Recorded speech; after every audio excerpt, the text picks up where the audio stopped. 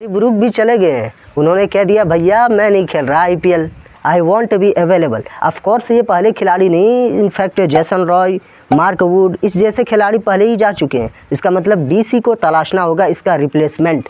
लेकिन मैं कहना चाहूँगा यार, इंग्लिश प्लेयर को साइन ही क्यों करते हो? मतलब हर साल का इनका यही है, जैसे ही आईपीएल स्टार्ट होने वाला होता है ये अपनी टीमों से कहते हैं आपने मुझे ऑक्शन में ख़रीदा, सीरियसली?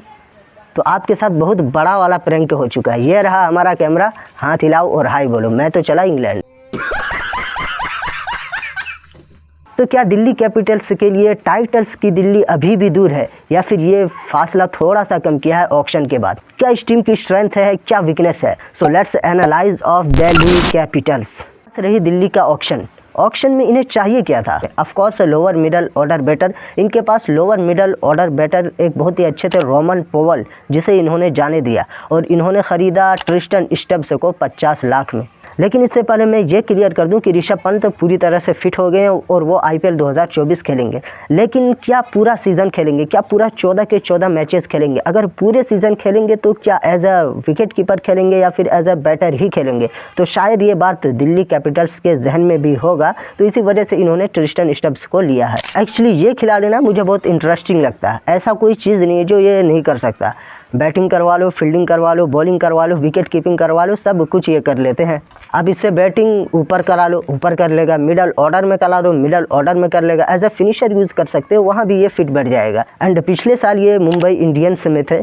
टू बी ऑनेस्ट उतने चांसेस मिले नहीं खेलने को, तो जब आपको चांसेस नहीं मिलेंगे तो आप अपने आप को साबित कैसे करोगे? अपने अंदर के टैलेंट को दिखाओगे कैसे? ऑफकोर्स उतने बड़े सुपरस्टार तो नहीं रहे हैं, बट खिलाड़ी तो हैं जो शायद दिल्ली कैपिटल्स को चाहिए भी था। तो मुझे ये चीज़ ठीक नहीं लगी कि रोमन पोवेल जैसे फिनिशर को आप जाने देते हैं और बदले में ट्रिस्टन स्टब्स जैसे खिलाड़ी को लाते हैं। अच्छा प्लेयर हैं, बट हाँ यार, रोमन पोवेल की बात ही अलग थी ना। And second is Kumar Kushagra. Actually ये एक ऐसे खिलाड़ी है ना जिनके लिए दिल्ली कैपिटल्स ने ऑक्शन से पहले ही ना थोड़े से पैसे वैसे बचा के रखे थे कि हमें ना ये खिलाड़ी चाहिए। फर्स्ट चॉइस खिलाड़ी तो नहीं थे इनके रडार में, पहले समीर रिजवी भी थे, शुभम दुबे भी थे एक्चुअली। तो मैंने तो सोचा था ये टीम शाहरुख खान के पीछे भागेगी, उनके पीछे ये पूरा बैंक तोड़ देगी, क्योंकि शाहरुख खान के पास एक्सपीरियंस है, स्पिन अच्छा खेलते हैं, तगड़े बल्लेबाज हैं, एज ए फिनिशर भी खेलते हैं एंड इंडियन प्लेयर भी हैं। अब और आपको क्या चाहिए? लेकिन नहीं, इन्होंने कहा कि हम इस तरह की सोच नहीं रहते, हम तो भागेंगे कुमार कुशागर की तरफ, which is good but not to good. And the third is Shai Hope. इनको लेने के पीछे का एक ही रीज़न हो सकता है कि इन्हें मिचेल मार्श का बैकअप चाहिए, क्योंकि उनका कोई भरोसा नहीं रहता, वो कब इंजर्ड हो जाते हैं, कब सही हो जाते हैं एंड फिर कब घर ऑस्ट्रेलिया वापस चले जाते हैं। तो शायद ये एक सोच रही होगी दिल्ली कैपिटल्स की यहाँ पर। इस टीम की स्ट्रेंथ क्या है? तो इस टीम की सबसे बड़ी स्ट्रेंथ मुझे नज़र आती है इसका टॉप ऑर्डर, क्योंकि Prithvi Shaw, David Warner, Mitchell Marsh बहुत तगड़े तगड़े खिलाड़ी हैं यार। अगर पृथ्वी शॉ ऑफकोर्स पिछले साल उसका फॉर्म उतना कैरी नहीं किए थे, वो अपने साथ उसका फॉर्म बहुत अच्छा नहीं रहा था। अगर फॉर्म में आ जाते हैं तो फिर ये टीम कुछ कर सकती है। मतलब डेविड वार्नर तो अच्छा करते ही हैं, हर साल करते हैं, तो टॉप ऑर्डर में तो काफ़ी दमखम नज़र आता है इनका। अब मिचेल मार्श के साथ क्या है ना कि वो ज़्यादा मैच खेलते नहीं, जब खेलते तो अच्छा करते हैं मैं मानता हूँ, बट इंजर्ड हो जाते हैं। तो जब इंजर्ड हो जाते तो इन्होंने ये बहुत अच्छा किया कि बैकअप ले लिया एक शाई होप का। And second strength is spinners. हाँ, इस टीम के पास एक्चुअली क्वालिटी वाले स्पिनर्स हैं। कुलदीप यादव हैं, अक्षर पटेल हैं। एंड कुलदीप यादव विश्व कप में बहुत ही कमाल का फॉर्म रहा था उनका, जो सिंगल हैंडली इंडिया के स्पिन डिपार्टमेंट को संभाल के रखा था। तो कुलदीप यादव उस तरीके का बॉलर रहा है जो अपना काम कर जाते हैं भाई। वो मतलब मिडल ओवर्स में या डेथ ओवर्स में कहीं भी उससे बॉलिंग करवा लो, तो वो अगर काम नहीं भी करते हैं तो उतना एक्सपेंसिव नहीं रहते हैं दूसरे बॉलर्स की तरह। तो कुलदीप यादव बहुत ही अच्छे क्वालिटी वाले स्पिनर्स है। एंड दूसरी तरफ है अक्षर पटेल। अक्षर पटेल के साथ ऐसा होता है ना कि दिल्ली कैपिटल्स उनसे बहुत ज़्यादा उम्मीद करती है, एज अ बैटर भी और एज अ बॉलर भी। और पिछले सीज़न दिल्ली कैपिटल्स को काफ़ी अच्छा परफॉर्मेंस भी करके दिया था। मतलब बैटिंग में तो रन मार ही रहे थे, साथ में बॉलिंग के साथ विकेट से भी निकाल रहे थे। तो अगर दिल्ली कैपिटल्स अक्षर पटेल पर उतना ज़्यादा डिपेंडेंट ना रहे तो शायद अक्षर पटेल थोड़ा सा खुल के बैटिंग या फिर बॉलिंग कर पाएंगे, इवन फील्डिंग भी कर पाएंगे।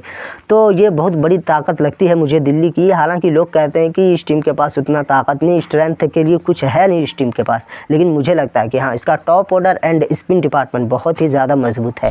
तो क्या इस टीम के पास कोई वीकनेस है? तो मुझे इस टीम की एक वीकनेस बहुत ही क्लियरली नज़र आती है कि यार इनके बैटिंग में ना वो डेप्थ नहीं है, गहराई नहीं है, जैसे सीएसके के पास होता है, एमआई के पास होता है।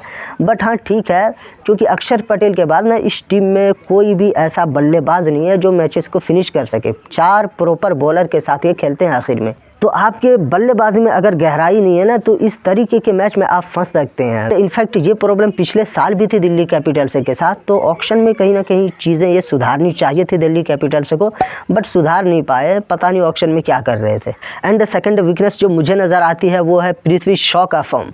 अगर पृथ्वी शॉ का फॉर्म नहीं रहा तो फिर ये टीम बहुत बुरी तरह से फंस जाएगी, क्योंकि इसके पास ओपनर में पृथ्वी शॉ पर ये टीम बहुत ज़्यादा डिपेंडेंट रहती है। और पृथ्वी शॉ मैंने देखा था पिछले साल, पृथ्वी शॉ का फॉर्म उतना अच्छा था नहीं, तो टीम कहाँ पे फिनिश की थी, नंबर 9 पे। तो बहुत मैटर करता है पृथ्वी शॉ का फॉर्म इस टीम के लिए। तो अगर पृथ्वी शॉ अच्छा करेंगे तो शायद इस टीम का कुछ हो सकता है। Last but not the least, my prediction, मैं क्या सोचता हूँ इस टीम के बारे में। क्या ये टीम टॉप 4 में क्वालिफाई कर पाएगी? तो ये रहा मेरा हाथ में, अपने दिल पे हाथ रख के कह रहा हूँ, दिल्ली वालों यार थोड़ा सा माफ़ कर देना, क्योंकि मुझे लगता है ये टीम क्वालिफाई नहीं कर पाएगी। यार मुझे ना 50-50 लगता है ये ना, आई थिंक नंबर 6 या नंबर 5 वाली टीम लगती है मुझे। अब दिल्ली वालों यार थोड़ा सा माफ़ करना, लेकिन हाँ ये सच्चाई है। अगर दिल्ली कैपिटल से क्वालिफाई कर पाएगी तो शायद उसके लिए बहुत बड़ा कोई करिश्मे की ज़रूरत होगी, या मिरेकल चाहिए दिल्ली के टीम को, या फिर पृथ्वी शॉ KGF के रॉकी भाई की तरह रूप धारण कर लेते हैं और एकदम से शतक पे शतक लगाते हैं, तो फिर शायद इस टीम का कुछ हो सकता है। अदरवाइज़ मुझे नहीं लगता कि ये टॉप 4 की टीम लग रही है यार। मतलब ऑक्शन में इस टीम को कुछ ना कुछ अच्छा करना चाहिए था, क्योंकि पिछले साल भी सेम प्रॉब्लम थी यार। लोअर मिडल ऑर्डर में तुम्हारे पास बैटर है ही नहीं, मैं क्लियरली बोल रहा हूँ ना, पिछले साल थी ना इस साल है। एंड इस टीम के लिए सबसे ज़्यादा रन स्कोर कौन करेगा? अगर पृथ्वी शॉ का फॉर्म अच्छा रहा तो ये लड़ाई David Warner and Prithvi Shaw के बीच अच्छी चलेगी। तो I would like to go with David Warner, क्योंकि वो पिछले साल भी अच्छे करे थे, उससे पिछले साल भी अच्छे करे थे, तो वो लगातार कंसिस्टेंसी के साथ अच्छे करते आ रहे हैं। लेकिन पृथ्वी शॉ का यार पिछला सीज़न बहुत ही ख़राब गया था। मतलब एज अ फैन मेरा तो पूरा मूड ख़राब हो गया था उसका पिछले सीज़न का परफॉर्म देख के। 7 मैच 8 मैच लगातार दिल्ली वाली चांस पे चांस दे रहे थे, बट उनसे कुछ हुआ नहीं सच बताऊँ तो। एंड वो will take most wickets? I personally think कि कुलदीप यादव, इससे बेहतर मुझे कोई विकल्प नज़र नहीं आता। हालांकि है एंड्रिक नोकिया है, खलील अहमद है, but I would like to go with Kuldeep Yadav, क्योंकि अपना इंडिया का प्लेयर है यार। मतलब बहुत अच्छा स्पिन कराता, स्पिन फ्रेंडली पिचेस में खास करके। तो अगर वो फॉर्म में रहे, फॉर्म में तो रहते ही हैं, तो वो अच्छा करेंगे। तो मुझे नहीं लगता उसको कोई भी दिल्ली का बॉलर उसको पार कर सकता है विकेट से लेने में।